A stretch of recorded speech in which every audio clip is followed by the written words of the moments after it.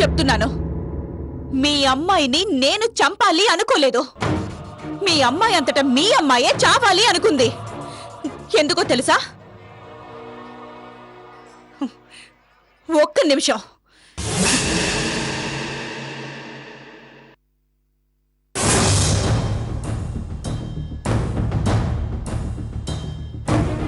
అమ్మా అక్షర, ఏంటమ్మా ఈ గొడవంతా? అసలు ఎలా ఉండగలుగుతున్నావు? నీ భర్త నిన్ను ప్రేమగా చూసుకోవచ్చు, అయినా ఏంటి ఈ గొడవలన్నీ?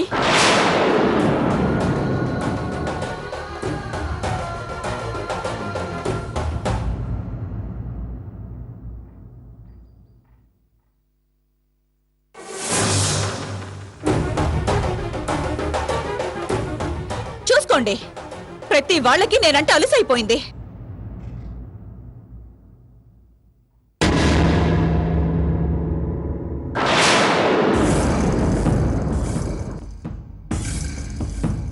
కార్తికేయ, ఏంటిది? నువ్వు విడాకులు ఇచ్చావా? లేదత్తయ్య, అంతా ఇదే చేసింది. విడాకులకి రేఖకి సంబంధం ఏంటయ్యా? దీంతోనే చెప్పిస్తానత్తయ్య. సంబంధం ఏంటో చెప్పవే, చెప్పు.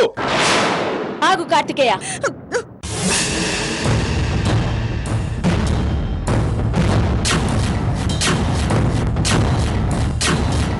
రేఖ నదులు వదలమన్నా? మధ్యలో తన తప్పే ఉంది.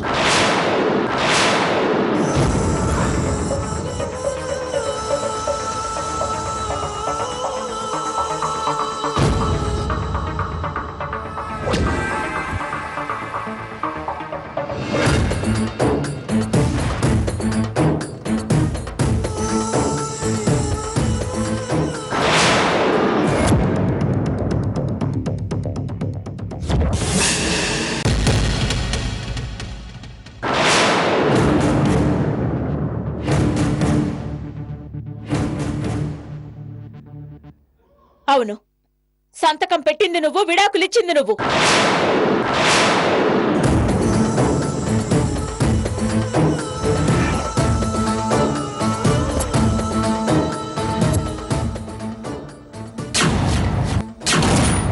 ఏ విడాకుల పేపర్ల మీద సంతకం పెట్టిన వాడివి అక్షరకి విషం ఇవ్వని నమ్మకం ఏంటి?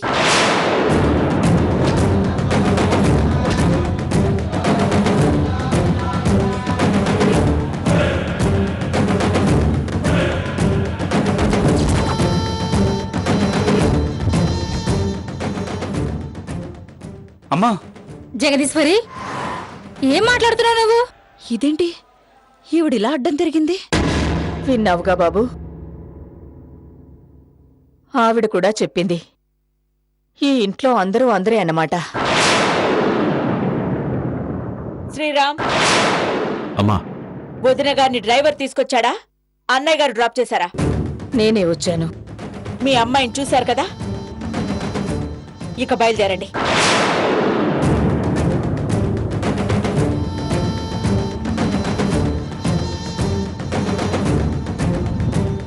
అది కాదు జగదీశ్వరి, నాకేమి చెప్పొద్దు. ఈ ఇల్లు మీకు నచ్చలేదు, దట్స్ ఆల్. వెళ్ళండి. లేక వదిన గారు కాఫీ తాకపోతే ఇవ్వు, తాగి వెళతారు. తాగితే ఇప్పుడే వెళతారు.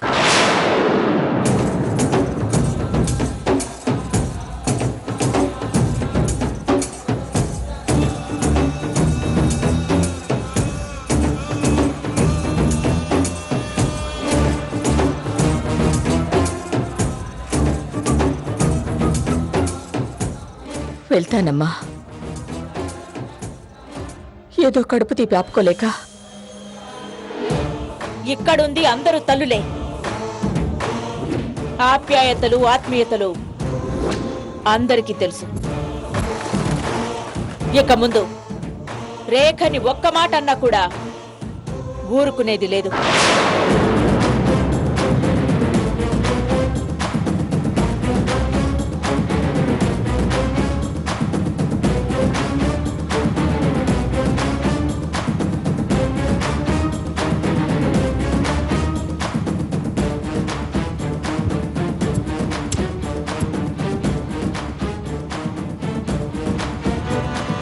లేక అక్షరం లోపలికి తీసుకెళ్లి రెస్ట్ తీసుకోమని చెప్పు.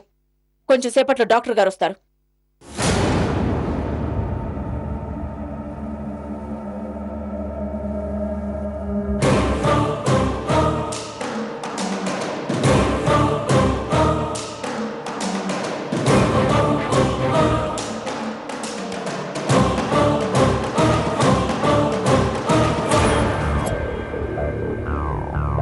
అక్క లోపలికి పద.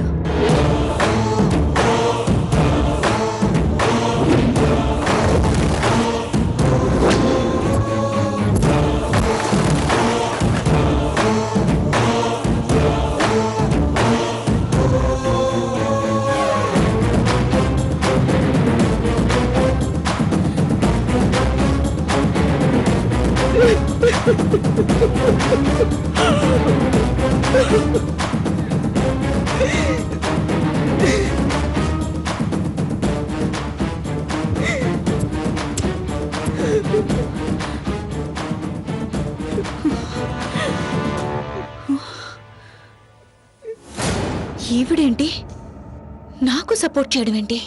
మధ్యలో తన తప్పే ఉంది. ఇది కళ నిజమా? ఇక ముందు రేఖని ఒక్క మాట అన్నా కూడా ఊరుకునేది లేదు.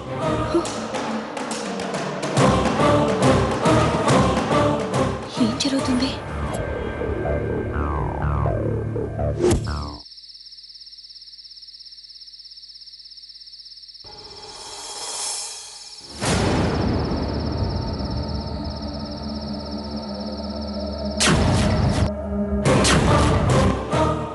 మధ్యలో తన తప్పే ఉంది.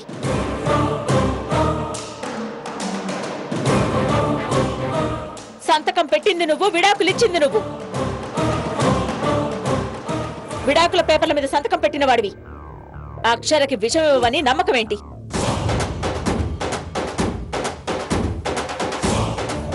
ఇక ముందు రేఖని ఒక్క మాట అన్నా కూడా ఊరుకునేది లేదు. నాకస్సలు నమ్మబుద్ధి కావటం లేదు. పాకిస్తాన్ వాళ్ళు వందే మాత్రం పాడినా నమ్మొచ్చు, కానీ ఈ జగదీశ్వరి నాకు వంత పాడటం నమ్మలేకపోతున్నానే.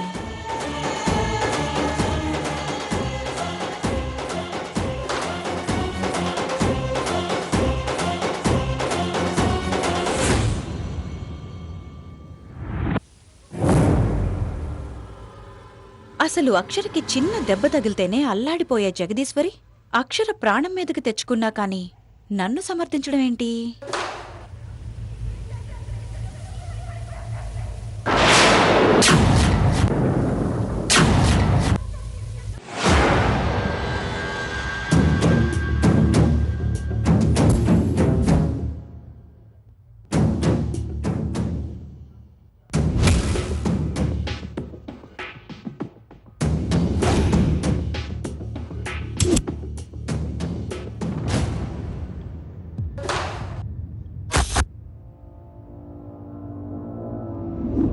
ఈ కాయిన్ ఎలా పడింది అని ఆశ్చర్యపోతున్నావా? లేక నేను నీకెలా పడ్డాను అని ఆలోచిస్తున్నావా?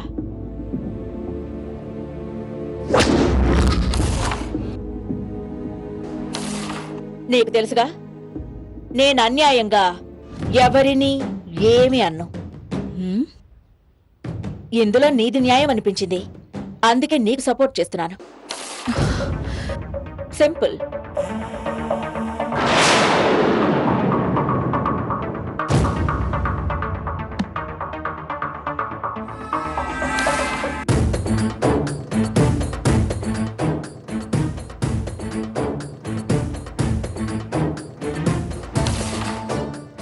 ఇంత సింపుల్ గా నాకు సపోర్ట్ చేయడం అబద్ధం అని నేననుకోవడం లేదు.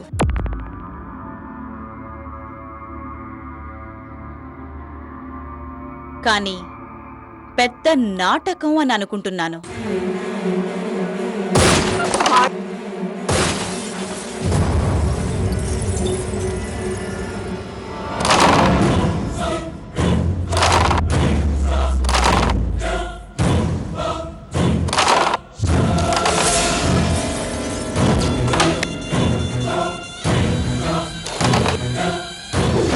నీతో నాటకం ఆడాల్సిన అవసరం నాకు లేదు. అయినా నిన్ను దెబ్బ కొట్టడానికి ఎంత పెద్ద నాటకం ఆడాలా చెప్పు.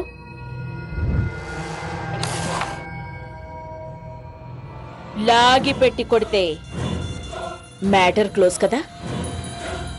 ఏమంటావ్?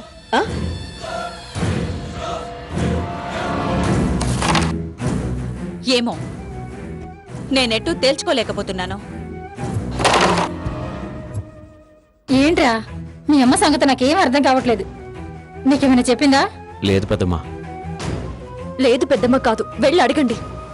అదేదో నువ్వే చేయొచ్చు కదా. అయిపోయింది, అంతా అయిపోయింది.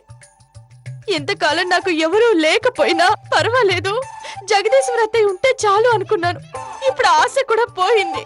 ఇక నేను ఎందుకు బతకాలి?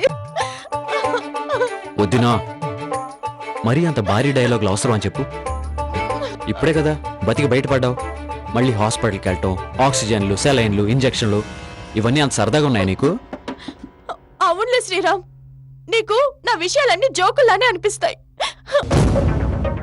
అందుకని నా మాట నమ్ము. అంటే మీరు చెప్పినట్టు నేను వినాలా? నేను నీ మాట వింటే నీకేమైనా అభ్యంతరమా? లేదు కదా. ఆలోచించు.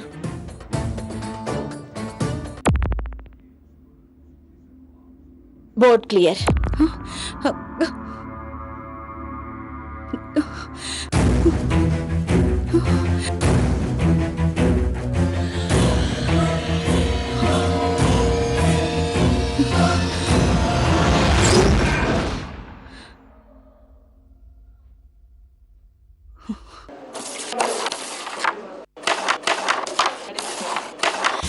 ఏంటత్తయ్య ఈ ఘోరం? ఘోరం కాదమ్మా, విడ్డూరం. అవును, నిజంగా విడ్డూరమే. నాకు అసలు ఏమీ అర్థం కావట్లేదు అత్తయ్య, అంతా అయోమయంగా ఉంది. అవునమ్మా, సూర్యుడు తూర్పున కాదు పడమట ఉదయిస్తాడంటే నమ్ముతాను గాని రేఖకి జగదీశ్వరి అండగా నిలిచిందంటే నమ్మలేకపోతున్నానమ్మా. అవునత్తయ్య, గ్యాస్ సిలిండర్లు నెలకి 3 ఇస్తామని గవర్నమెంట్ చెప్పినా నమ్ముతాను కానీ ఈ జగదీశ్వర అత్తయ్య దానికి సపోర్ట్ చేస్తుందంటే నమ్మకం కుదరట్లేదు అత్తయ్య. అవును, అంతా కొత్తగాను వింతగాను ఉందమ్మా. ఏంటమ్మా నేనేమన్నాను? అమ్మ దానికి హెల్ప్ చేయటం వింతగాను కొత్తగాను ఉందన్నాను. దానిలో తప్పేముంది? తప్పున్నారా? నువ్వే పెద్ద తప్పులు అడుగురా అసలు. అవును, మీరు బంది పొట్టు కన్నా ప్రమాదం. అక్షర నువ్వంటే నాకు ఇష్టం, ప్రేమ అని కబుర్లు చెప్పి టెర్రరిస్ట్ కసబ్లా మమ్మల్ని చంపేశారు. మీరు ఒకటయ్యారు. మీకు అదంటేనే ప్రేమ. ఏహే, ఏం మాట్లాడుతున్నావు? నోరు మొయ్యరా. ఆ. చేసిందంత చేసి బుకాయించడానికి ప్రయత్నించుకో. నిజమే, ఇది అన్నట్లు నీకు అదంటేనే ఇష్టం. ఇష్టమైతే పర్వాలేదు, ప్రేమ అయితే పర్వాలేదు. అదంటే ఈయనకి ఇదైతే పర్వాలేదు. ఆప్తావా? అదంటే నాకు ఇదేంటి అసహ్యంగా. ఇది కాకపోతే ఏదిరా? నీ మాటలకి తలలూపే గంగిరెద్దులు ఎవరు లేరు ఇక్కడ. జగదీశ్వరి, నువ్వు విడాకుల పేపర్ మీద సంతకం పెట్టావని నమ్మినప్పుడే మాకు అర్థమైపోయింది. నువ్వు నిజంగానే సంతకం పెట్టేశావు గాని నువ్వు ఇంకా మమ్మల్ని నమ్మించాలని చూడకు. అరే. చిచ్చే, నువ్వు ఇలాంటి చచ్చుతాతమ్మ అనుకోలేదు. తిట్టకండి అత్తయ్య. నీ అమ్మాయికత్వం చూసుకునేనే వాడు అలా చెలరేగిపోతున్నాడు. చిచ్చే, చూడరా, నువ్వంటే దీనికి. అమ్మా, నాకు అక్షర అంటే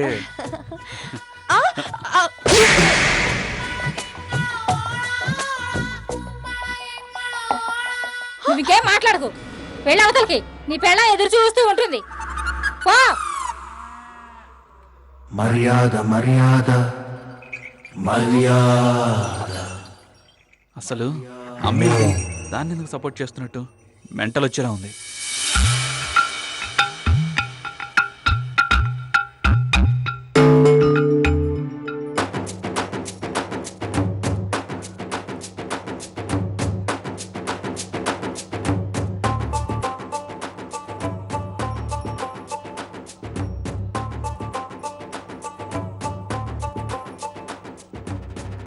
అది కాదు బంగారం. బంగారం లేదు, ప్లాటినం లేదు. వెళ్ళండి అవతలికి. బంగారం అంట బంగారం.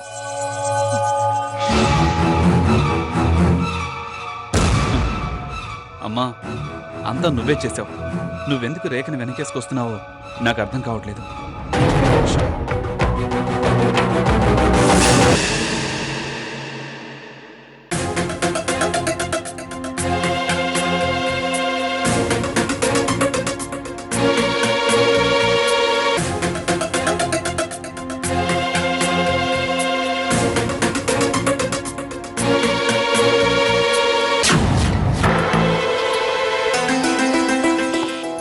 అమ్మా, రేఖ మీద ఎందుకు సింపతి చూపిస్తున్నావో నాకు అర్థం కావట్లేదు. సింపతీనా? దాని మీద నాకదంటేనే తేళ్లు జరులు పాకినట్టుంటుంది. మరి మార్పేంటత్తయ్య, ఎందుకలా మాట్లాడుతున్నారు?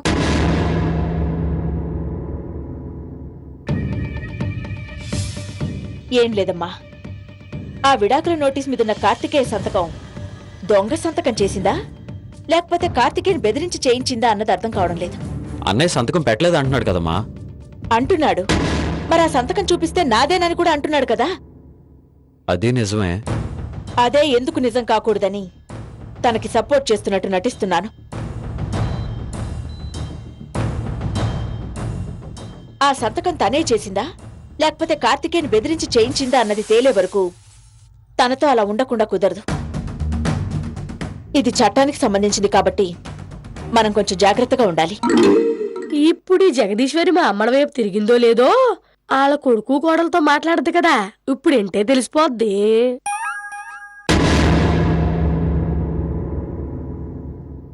అయినా మీరు ఆ రేఖతో అలా మాట్లాడటం మాకు నచ్చడం లేదత్తయ్య. లేక ఏం మాట్లాడుతున్నా?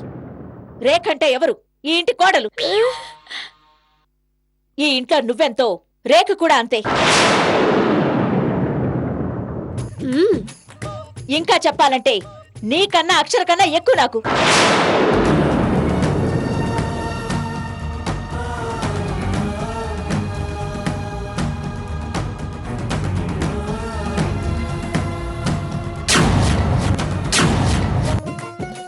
అయినా రేఖ ఏం చేసింది?